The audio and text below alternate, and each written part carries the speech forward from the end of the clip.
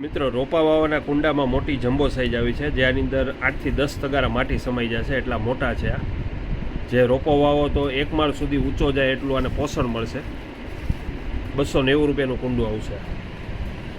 Plus એમાં નાના કુંડા પણ એવા છે, 20 વાળા, 30 વાળા, 40 વાળા બધા છે. આમાં 25 વાળા વ્હાઇટ કુંડા, રેડ કુંડા બધા કલર છે. પછી નળે ચડાવવાની ટોટી આવી છે, જે આમાં લોઝલ ચડાવી અને તમે લગાવી શકો નળે, એટલે લોઝલ નીકળી ન જાય. એમાં એક આ પણ વેરાયટી છે ભારેમાં.